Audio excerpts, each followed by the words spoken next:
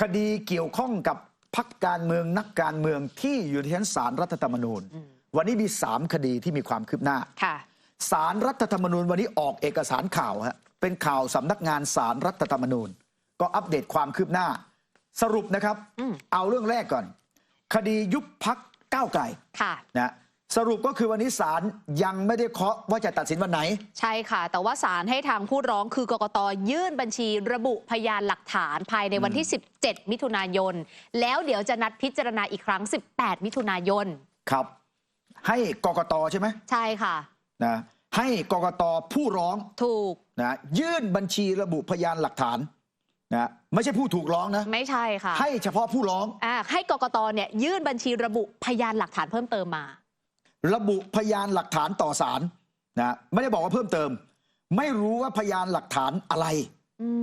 คือเราไม่รู้รายละเอียดไงค่ะอาจจะเป็นประเด็นที่ศาลท่านกำลังพิจารณาแล้วว่ามีประเด็นแต่ทำไมไม่มีรายการหลักฐานมาให้มันชัดๆถ้ามีรายการหลักฐานมาก็เพียงพอแล้วอันนี้ตีความนะก็เป็นไปได้หมดไงเพราะไม่ได้บอกให้ผู้ถูกร้องเนี่ยยื่นเข้ามาด้วยไงเพราะฉะนั้นถ้าแบบนี้นะก็น่าสนใจว่า18 มิถุนายนเนี่ยถ้าเกิดกกต.ส่งภายใน17 มิถุนายนศาลท่านได้รับแล้วบัญชีระบุพยานหลักฐานมีดังนี้ศาลท่านก็เอาไปพิจารณาได้เทียบเคียงกับหลักฐานที่มีอยู่ก่อนหน้านั้นแล้วท่านจะพิจารณาอย่างไรก็เป็นดุลพินิจของคณะตุลาการท่านท่านอาจจะเห็นว่าเพียงพอแล้วไม่ต้องไต่สวนนัดวันวินิจฉัยหรือเห็นว่าเปิดไต่สวนก็เราไม่อาจก้าวร่วงนะเพราะฉะนั้นนี่คือคดียุบพรรคก้าวไกลคดีแรกแล้วก็อีกคดีหนึ่งค่ะนั่นก็คือคดีพิจารณาถอดถอนคุณเศรษฐานะคะนี่ก็บอกให้ทางตัวของเดี๋ยวนะคะบอกให้ทางผู้ร้องนะคะได้ยื่นหลักฐานเพิ่มเติมต่อศาลรัฐธรรมนูญภายในวันจันทร์ที่17 มิถุนายนให้คู่กรณีก็คือทั้ง2 ฝ่ายให้ยื่นหลักฐานเพิ่มเติมต่อศาลรัฐธรรมนูญในวันจันทร์ที่17 มิถุนายนนี้เช่นเดียวกันค่ะแล้วก็นัดพิจารณาคดีครั้งต่อไปอังคารที่18 มิถุนายนนี่ก็ยังไม่ได้นัดอ่านคำวินิจฉัยเช่นเดียวกันก็รอลุ้นอีกทีหนึ่งวันที่18 มิถุนายนนะว่าทางตุลาการท่านพิจารณาแล้วเนี่ยนะท่านเห็นว่าหลักฐานเป็นอย่างไรเพราะท่านต้องได้ก่อนวันที่18ใช่ค่ะวันที่18ท่านก็จะมานั่งประชุมกันพิจารณากันเพียงพอหรือยังหรือจะต้องเปิดไต่สวนเหมือนกันเหมือนกันเพราะฉะนั้นรอดูกรณีของนายกเศรษฐาทวีสินค่ะส่วนอีกหนึ่งคดีก็คือคดีเรื่องของการพิจารณาพระราชบัญญัติประกอบรัฐธรรมนูญว่าด้วยการได้มาซึ่งสวอันนี้เนี่ยมีความคืบหน้าเพราะว่าวันนี้ศาลรัฐธรรมนูญนะคะมีการพิจารณาเห็นว่าคดีนี้มันเป็นปัญหาข้อกฎหมายเพราะฉะนั้นตอนนี้พยานหลักฐานเพียงพอที่จะพิจารณาวินิจฉัยได้แล้วค่ะจึงยุติการไต่สวนแล้วก็นัดแถลงด้วยวาจาและลงมติในวันอังคารที่18 มิถุนายนเลยค่ะครับเวลา 9:30 นาทีถูกต้องเพราะฉะนั้นจะมีคำวินิจฉัยกรณีที่ร้องให้ศาลรัฐธรรมนูญวินิจฉัยว่าพระราชบัญญัติประกอบรัฐธรรมนูญว่าด้วยการได้มาซึ่งสว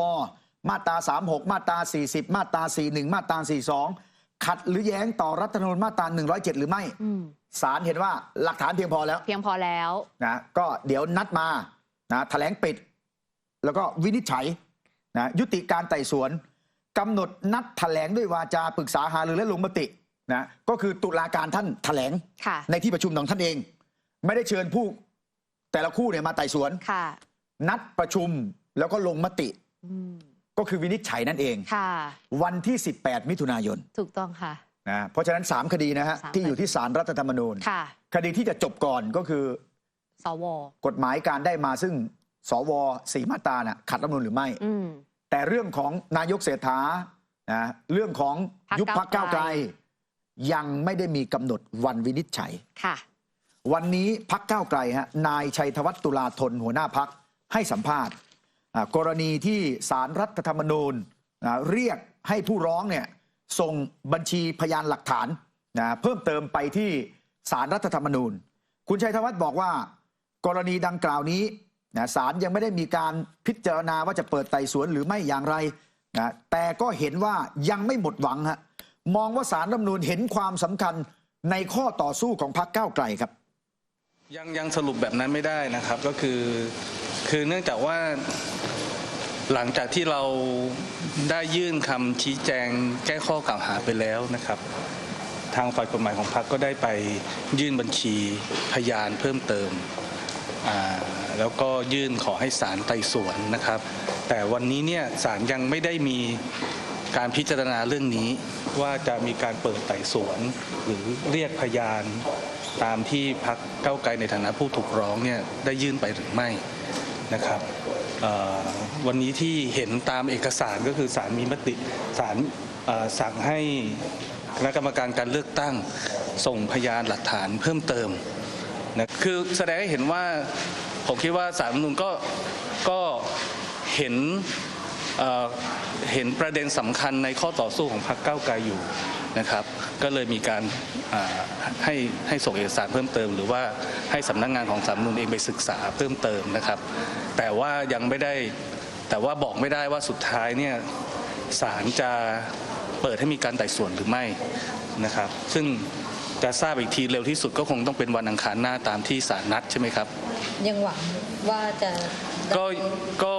พรรคก้าวไกลก็หวังว่าศาลจะเปิดโอกาสให้พรรคก้าวไกลต่อสู้คดีอย่างเต็มที่มีการไต่สวนพยานมีการพิจารณาข้อเท็จจริงใหม่อย่างเต็มที่นะครับมีการไต่สวนพยานพิจารณาข้อเท็จจริงใหม่อย่างเต็มที่ก็เหมือนกับว่าจึงจะถือได้ว่าเป็นการเปิดโอกาสให้พรรคก้าวไกลต่อสู้คือตรรกะเนี่ยอันนี้ความเห็นผมนะ